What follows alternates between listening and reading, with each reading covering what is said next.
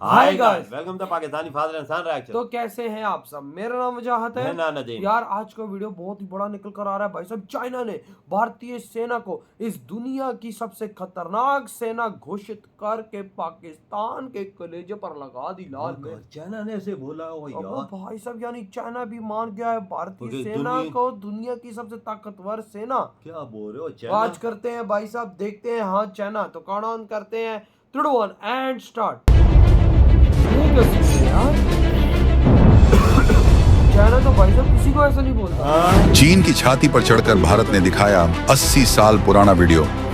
दुनिया बोली ये तो सोचा ही नहीं था। अमेरिकी टैरिफ का निकला दम चीन ने भारत के साथ आकर दुनिया को दिया 440 वोल्ट का झटका। चीन ने भारतीय सेना के लिए कह दी वो बात जिसे सुनकर व्हाइट हाउस में मच गई खलबली। 80 साल पुराना भारतीय एहसान चुकाने आया। चीन दुनिया के सामने कबूला, आपके बिना हम खत्म हो जाते। झारखंड के रामगढ़ में दफन है वो कहानी जिसे सुनकर पाकिस्तान के उड़ जाएंगे। होश चीन ने किया बड़ा खुलासा। वर्ल्ड ऑर्डर इतनी तेजी से बदल रहा है कि खुद को सुपर पावर कहने वाले अमेरिका के भी होश उड़ गए हैं। अमेरिका सोच रहा था कि वो भारत पर टैरिफ का दबाव बनाकर उसे अपनी शर्तों पर झुका लेगा, लेकिन उसका ये दांव उल्टा पड़ गया है। चीन ने इस मौके को भुनाते हुए न सिर्फ भारत का साथ दिया बल्कि एक ऐसा बयान जारी कर दिया है जिसने सीधे सीधे अमेरिकी रणनीतिकारों की नींद उड़ा दी है।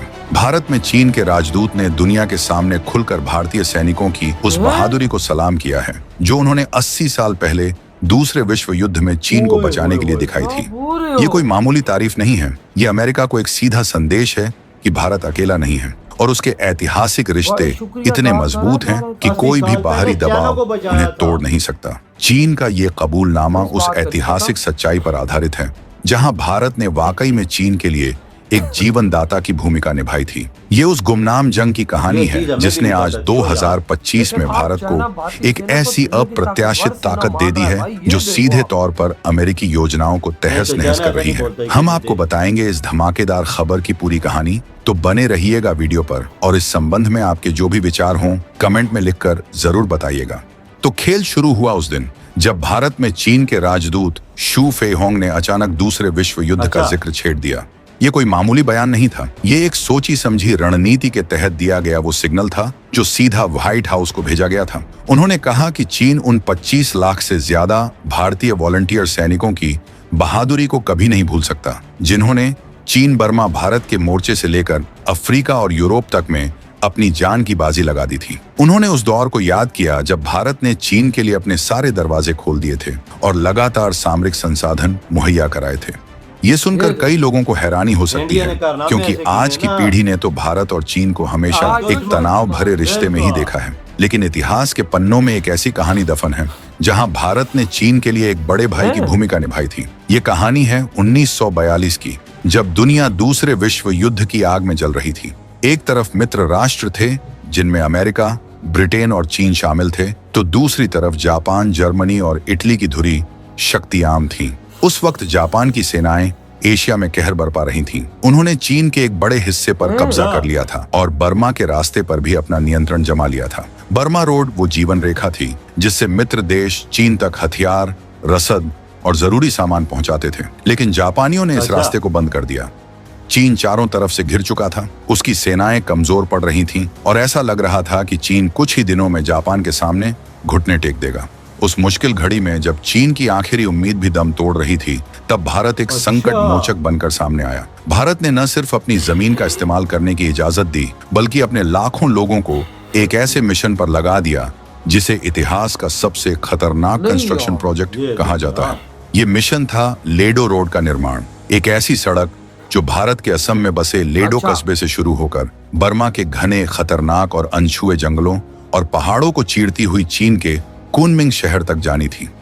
ये कोई आम सड़क नहीं थी, ये चीन के लिए एक नई सांसें थीं, एक नई उम्मीद की किरण थी।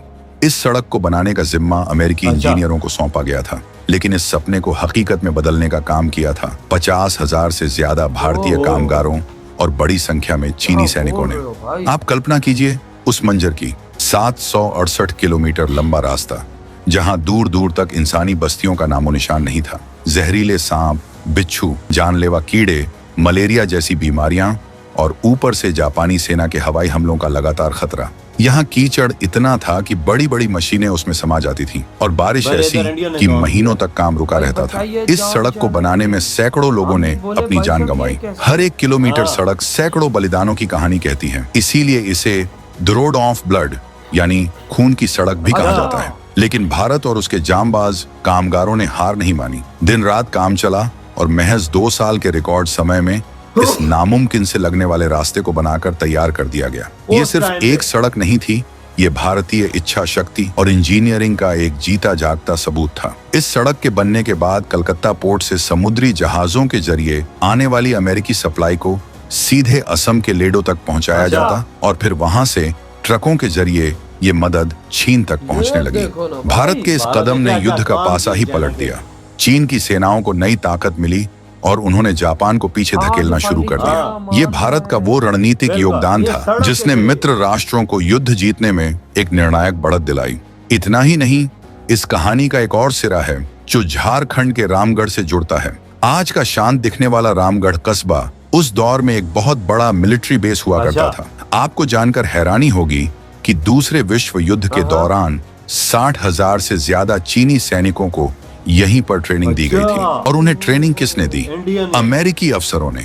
यह अमेरिका से बाहर अमेरिका का पहला सैन्य प्रशिक्षण केंद्र था। भारतीय जमीन पर अमेरिकी अफसरों ने चीनी सैनिकों को आधुनिक हथियार चलाना सिखाया ताकि वो जापानियों का डटकर मुकाबला कर सकें। आज भी रामगढ़ में 600 से ज्यादा चीनी सैनिकों की कब्रें उस दौर की गवाही देती हैं जब भारत, चीन और अमेरिका एक साझा दुश्मन के खिलाफ एक साथ खड़े थे। ये इतिहास का वो सुनहरा पन्ना है जिसे शायद दुनिया भूल गई थी, लेकिन चीन नहीं भूला। और आज जब अमेरिका डोनाल्ड ट्रंप के नेतृत्व में चीन को घेरने के लिए भारत को एक मोहरे की तरह इस्तेमाल करना चाहता है, तो चीन ने यही ऐतिहासिक पन्ना खोलकर अमेरिका के मुंह पर तमाचा मारा है।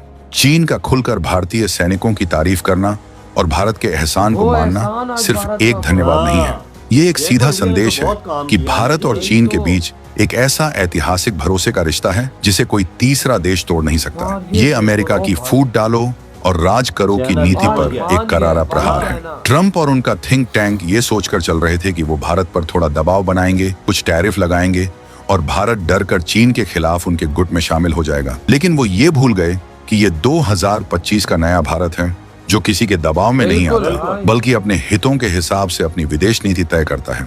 तो इधर हुई ये वीडियो आता हूँ भाई, मैं कसम से देख कर हिल गया कि आखिर भाई साहब कैसे आज चाइना मान गया यार। ये देख लेना इंडियन यूनियन के लिए किया क्या है। वो सड़क बनाई है 2 सालों में, जिसकी वजह से भाई साहब चाइना ने मरते मरते बचा है, चारों तरफ से घेर चुका भारत था। के सैनिकों को ट्रेनिंग दिलवाई भारत ने, हाँ। तभी चाइना बचा। और आज चाइना भारत की आर्मी को दुनिया की सबसे खतरनाक आर्मी मान रहा है, भारत के लोगों को दुनिया के सबसे भाई मेहनती लोग मान रहा है। क्यों? इस वजह से भाई मैं हिल के मैंने कहा यार चाइना क्यों ऐसी बात कर रहा है। नहीं तो चाइना ऐसी बात करता नहीं। लेकिन आज चाइना ने भारत का 80 साल पुराना किया हुआ एहसान मान लिया कि वो वही भारत था जिसने हम पर कब्जा होने से हमें बचाया, नहीं तो आज भाई हम पे जापान का कब्जा। हाँ, जो ऊपर से देख उन्होंने काम कैसे किए। इंडिया ने काम की इंडिया ने लाखों बंदे ने वो रोड बनाए 2 सालों में, जिधर बंदा काम ही नहीं कर सकता। और इंडिया ने कितने बंदों ने उधर अपनी जान भी गुनवाई है,